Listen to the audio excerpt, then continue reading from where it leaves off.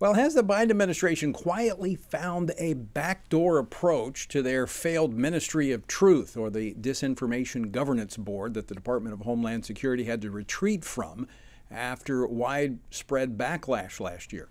Why? Why is the State Department providing funding to an entity that is heavily backed by George Soros, the Global Disinformation Index?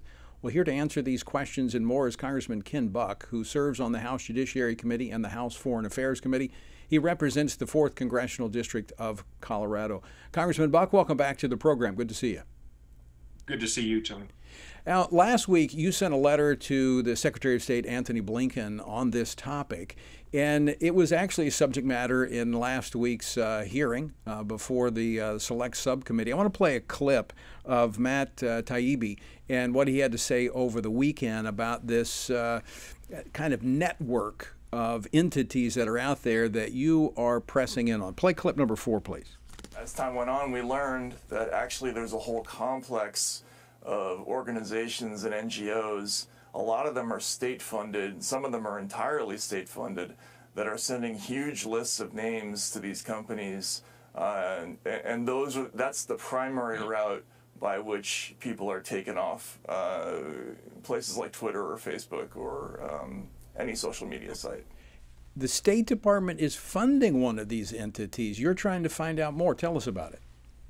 Well, I sent a letter to Antony Blinken last Thursday asking him to explain why the State Department was sending hundreds of thousands of dollars to the Global Disinformation Index. Tony, even the name is Orwellian. To think that someone is out there deciding what true speech is and what false speech is, and we don't trust Americans to be able to discern the truth from false speech. It is just really scary. But the State Department is funding this organization. So are other entities in government. And we're looking at those entities also to try to ask for similar information. But basically, I just sent a letter asking the State Department how many different units in the State Department are funding this organization, how much money are they spending, and why? Why are they doing this? So, Congressman Buck, explain to our viewers and our listeners how this entity, this information index, actually works. So what they do is they send to advertisers, and of course the bread and butter, the lifeline for news organizations are advertisers, and they send to advertisers a list of trusted news sources and of untrusted news sources. The untrusted news sources all happen to be on the right of the political spectrum. They find that the New York Post is untrustworthy. They find that Newsmax is untrustworthy. Go right down the line with that. But then on the other side, the trusted news sources, you've got the Washington Post, you've got the Huffington Post, you've got BuzzFeed News. Now, BuzzFeed News was promoting the whole false narrative about the Steele dossier in 2020, but they are a trusted news source. So clearly this is an act of censorship. It's an act that the federal government under the Biden administration is paying an outside group to try to strangle, to cut the lifeline, the lifeblood of these news organizations so they don't get advertisers, so they have to shut down, so they don't get conservative speech out. I mean, Congressman, the way I see it, this would be a flank attack on the First Amendment. I mean, they're coming It's after. absolutely an attack on the First Amendment, Tony. You're right. So we've got our own government funding an attack, these entities, these surrogates, these proxies that are out there fighting against conservative voices. I mean, this has got to be a violation of the Constitution. It is absolutely a violation of the Constitution. The Supreme Court has found that the government can't do indirectly that which it can't do directly. So the government can't put out an index that says these news organizations are untrustworthy, especially when it is so partisan, so political, that they just list all of the right of center news organizations as untrustworthy and the left of center news organizations as trustworthy.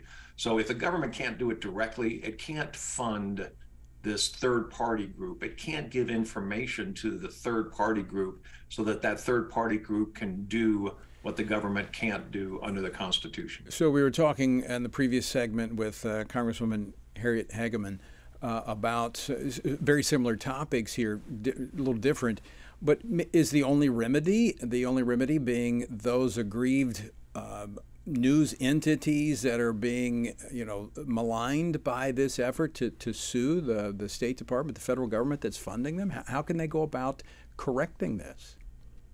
Well, they can certainly do that, and certainly the House and Senate have the power of the purse and can shut down these entities. Obviously, at no point in time did I ever vote to fund a global disinformation index. So the State Department has far too much money. If it's able to just kick $500,000 out to a third-party entity without any congressional oversight, that's a serious problem.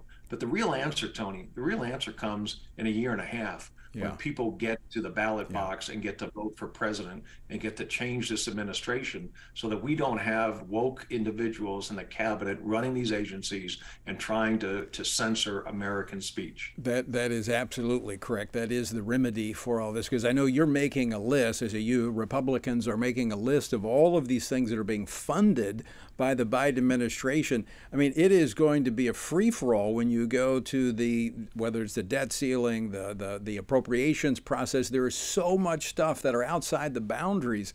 I'm not sure how you're going to be able to work through the entire list. Well, I tell you, it would take a decade to work through the entire list, but certainly getting a start on that is absolutely critical. And telling the American people, you know what, with Republicans in charge, we're going to be cutting these wasteful programs. We're not going to be creating the amount of debt that we have now. We're not going to be raising interest rates because of this huge amount of debt and the inflation that it causes. We're not going to be putting more regulatory burden on your back. We get that message out, I think we'll be very successful. A year and a half cannot come too soon. Ken Buck, great to see you. Thanks so much for taking time to join us on this Monday. Thank you.